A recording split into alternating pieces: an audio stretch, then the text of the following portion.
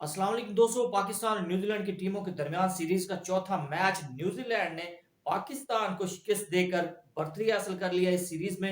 अब वो सीरीज को हार तो नहीं सकता, सिर्फ जीत ही सकता है, क्योंकि पाकिस्तान को अब लाले पड़ चुके हैं जीत के।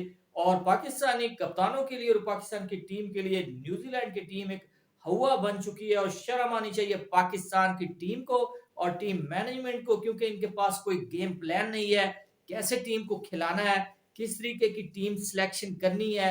बहुत ही बुरी टीम सिलेक्शन, बहुत ही बैड कैप्टनसी, गलत फैसले किए गए, जिसकी वजह से चौथा मैच हारे हैं। न्यूजीलैंड की टीम पाकिस्तान से कहीं बेहतर नजर आई इस मैच में। जिस तरीके की उन्होंने बॉलिंग की है, पाकिस्तान को उन्होंने बहुत ही जलीलो ख्वार करके पाकिस्तान को उन्होंने हराया है। और बहुत तगड़ी टीम नजर आ रही है, जिसको ये बी सी डी टीम कह रहे थे। हालांकि पाकिस्तान की टीम का मेरे ख्याल में उनके बराबर म्यार ही नहीं है।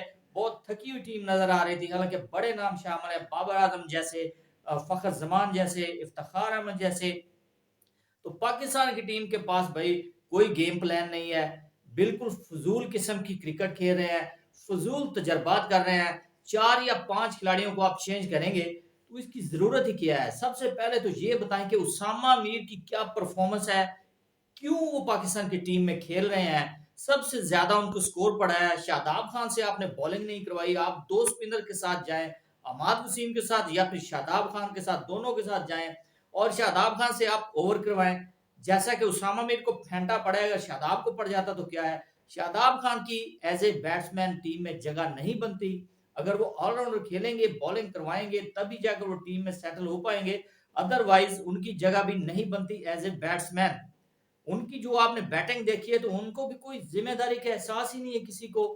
ऊपर से ओपनिंग की बात करें तो कप्तान बाबर आजम साहब टॉस जीतकर उनको पहले बैटिंग करने की दावत दे रहे हैं, फ्लैट विकेटें बनवा लेते हैं अपनी मर्जी की। 4-4 5-5 स्पिनर खिलाए हुए इन्होंने, इनसे ना फास्ट में बॉलिंग हो रही है ना स्पिनिंग की डिपार्टमेंट में ये कामयाब हो रहे हैं। तो किस तरीके से ये क्रिकेट खेलना चाहते हैं? इनको कौन सिखाएगा कि कैसे खेलना है? इतने इन्होंने कोचेस रखे हुए हैं, जरा समझ नहीं, इनके फैसला करने की इनमें हिम्मत नहीं है। बाबर आजम ने गलत फैसला किया, उनको टॉस जीतकर पहले बैटिंग करवाई है। उन्होंने 178 का कोई स्कोर नहीं था, चेज करना चाहिए था जैसे 178 पाकिस्तान ने किया था और न्यूजीलैंड ने चेज किया था। चैपमैन ने फेंटा लगाया था पाकिस्तान की टीम को।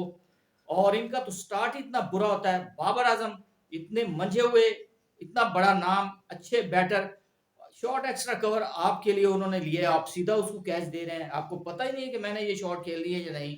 ऊपर से साइम अयूब आपने क्या रखा, स्टाइल दिखाने के लिए उसको रखा हुआ है।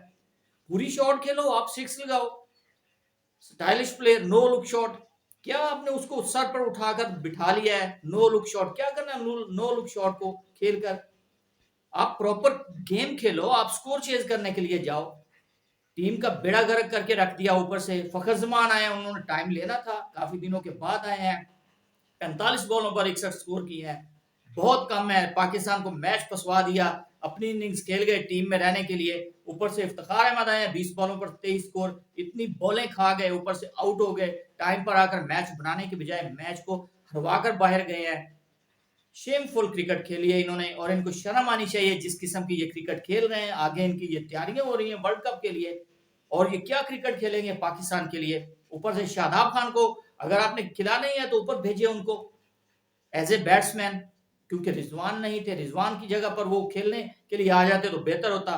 तो उनकी भी गैर जिम्मेदाराना शॉट, वो भी स्कोर नहीं कर सके। और उस्मान खान, मेरे ख्याल में उस्मान खान के बारे में बार बार कहना पड़ेगा कि उन्होंने दुबई को छोड़कर बहुत ही गलत किया है।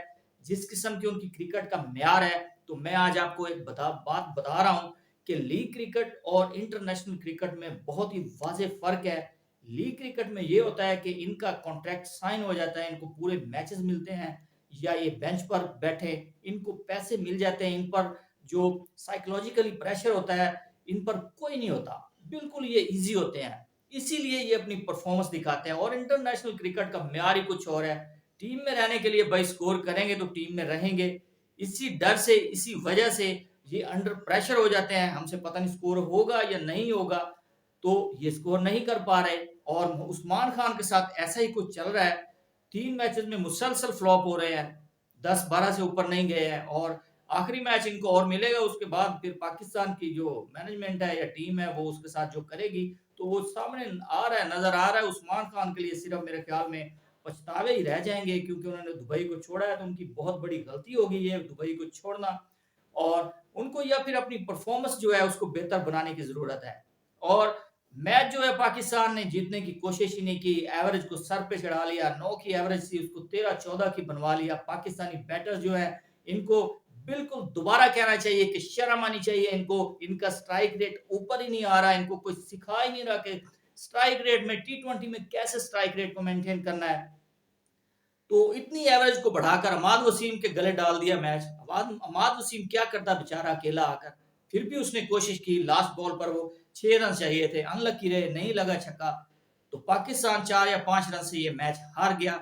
न्यूजीलैंड को क्रेडिट जाएगा, न्यूजीलैंड की जो टीम जिसको ये सीबीडी कह रहे हैं, जो भी इसको उसका नाम दे रहे हैं, तो मेरे ख्याल में पाकिस्तान से कहीं बेहतर है। उसका जो गेम प्लान है, उसका जो गेम था, उसने जिस किस्म की क्रिकेट खेली है, तो पाकिस्तान से उसने बहुत ही जबरदस्त क्रिकेट खेली है और वो जीते हैं और उनके पास अब सीरीज तो वो हार नहीं सकते।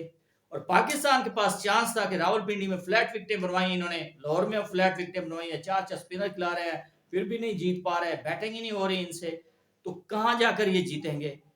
वर्ल्ड कप में तो भाई टफ मैचेस होंगे, टीमें भी बड़ी होंगी, तो आप क्या करेंगे? आप किस किस्म की, किस म्यार की क्रिकेट खेलना चाह रहे हैं?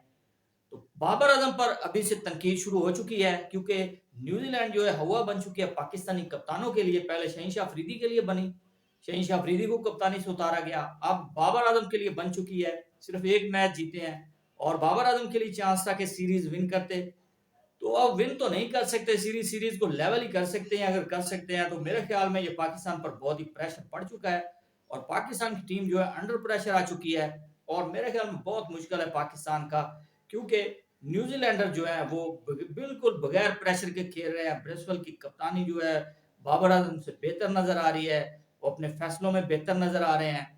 तो मेरे ख्याल में उनका जो स्पिनिंग डिपार्टमेंट है वो भी जबरदस्त है और उसके बाद जो फास्ट बॉलर हैं उन्होंने बहुत ही जबरदस्त लाइन एंड लेंथ के साथ बॉल की है और इनको चाहिए था कि नसीम शाह या मोहम्मद जो शहीशाह अफरीदी हैं उनमें से, दोनों में से एक को खिलाना चाहिए था। इतनी चेंजेस किए हैं एक मैच में, ये बनती नहीं थी, जिसकी वजह से पाकिस्तान को ये मैच हारना पड़ा।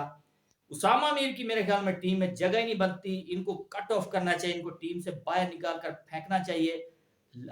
बिल्कुल ये लकी थे और बैट्समैन अनलकी थे पीएसएल में, जो इनको बार बार विकेटें देते रहे और हाईएस्ट विकेट टेकर बन गए। हाफ ट्रैकर बॉल करने वाला ये बॉलर, इसको पाकिस्तान की टीम में खिलाया जा रहा है बार बार, पता नहीं कितनी इसकी तगड़ी सिफारिश है जो पाकिस्तान की टीम में खेले जा रहा है। इसकी परफॉर्मेंस ही नहीं है, फेंटा पड़ा है इसको, 45 स्कोर से भी ज्यादा इसको पड़े हैं बगैर किसी विकेट के। साइम अयूब से आप बॉलिंग करवाएं, एक बॉलर वो हो गया आपके पास, इफ्तिखार अहमद बॉलर हो गया आपके पास, शादाब खान है, अमाद वसीम है, उसामा मीर की जगह बनती है पूरा टीम में। उनके होते हुए आप दो प्रॉपर स्पिनर के साथ जा सकते हैं, उसके बाद पार्ट टाइम बॉलर हैं आपके पास, दो बॉलर हैं allrounder, as allrounder Saim Ayub और इफ्तिखार अहमद, इनको आप इस्तेमाल करें। आप अपनी कप्तानी भी तो दिखाएं ना, आप अपने कौन दिमाग से कप्तानी कर रहे हैं? आपने मैचेस ही हारने हैं, आपके गलत फैसले हैं, टॉस जीतकर आप उनको खिला रहे हैं। बिल्कुल बाबर आजम को अपनी कप्तानी को बेहतर बनाना पड़ेगा, गलत फैसले कर रहे हैं, गलत फैसलों की वजह से पाकिस्तान को शिकस्त हो रही है। बिल्कुल ना डर होकर क्रिकेट खेलना पड़ेगी, इनके जो माइंड है इनको फ्रेश करना पड़ेगा, नहीं तो पाकिस्तान की टीम का यही हाल रहेगा। इनका स्ट्राइक रेट अगर ऊपर आएगा तो पाकिस्तान की टीम जीत पाएगी, अदरवाइज ये ऐसे ही रहेंगे। जी दोस्तों, तो अब तक के लिए इतना ही। मजीद स्पोर्ट्स अपडेट के लिए चैनल को सब्सक्राइब करना ना भूलिएगा। अल्लाह हाफिज।